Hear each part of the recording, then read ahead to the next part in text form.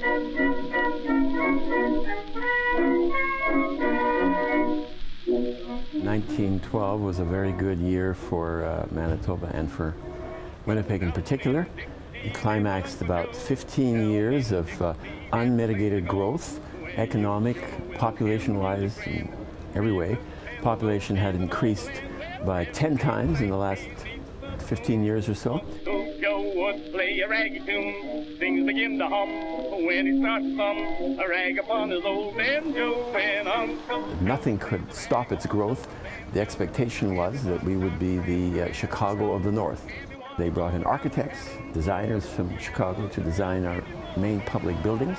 So that's why our style in the Exchange District and many of the banks on Portage and Main are in the neoclassical style, because that is was the style of Chicago at the time and of all, quote, progressive places. Well, every night outside the cabin door, you see things that you never saw before. The American frontier had closed in the 1890s, and so we were called and advertised as such as the last best West. So many immigrants came here. Winnipeg was by then the center of the grain trade in Western Canada. The grain exchange building still is around. Everybody starts playing to and fro. Everyone's all around the cabin full. Yeah. Winnipeg was also a major rail center. At one point it had 27 rail lines spreading out like spokes of a wheel.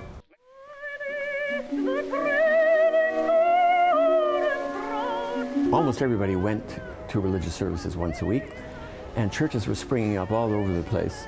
Westminster Presbyterian Church was founded, which, when the churches united in 1925, became the Westminster United Church, and it's still a classic example of architecture. Could seat over 1,000 people, beautiful stained glass windows, but churches are being opened up all over the place in the center part of Winnipeg. Granite Curling Club. Curling is very, very popular at that time. Winnipeg is the center of capital of curling in Canada, perhaps even in the world, some say. The Political Equality League was well organized by that time, which was fighting for women's suffrage. People like Nellie McClung and Lillian Bainin and others were getting very well organized.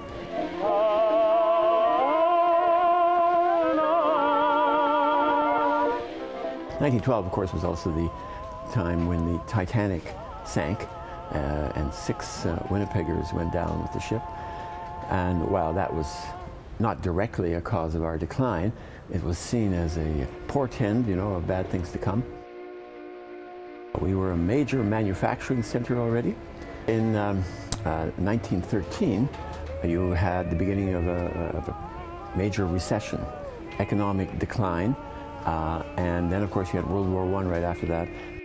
In 1912, you had the completion of the Panama Canal, and instead of having to load and unload everything onto trains to send it across to the Pacific, or vice versa, they could now take the cheaper route, because water is always the cheapest route. And that meant that Winnipeg began to lose some of its prominence as a transportation center.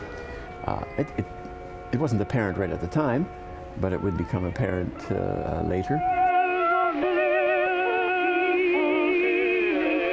Winnipeg is increasingly being divided into the North Winnipeg and South Winnipeg.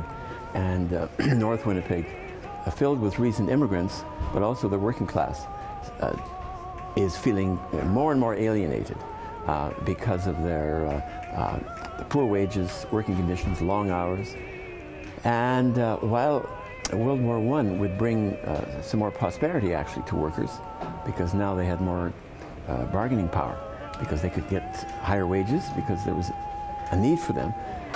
That would not last, and of course, with the layoffs and the return of soldiers in 1919, this would then be a major cause of Winnipeg General Strike. But the year opened with tremendous optimism. The economic and social elites, met at the Royal Alexander Hotel, which was the center of parties or for the upper class. If you look at the Fort Garry or you look at the Royal Alexander, even today, you can see there's no expense spared in completing these buildings, because nothing can stop the progress, it is believed, of Winnipeg.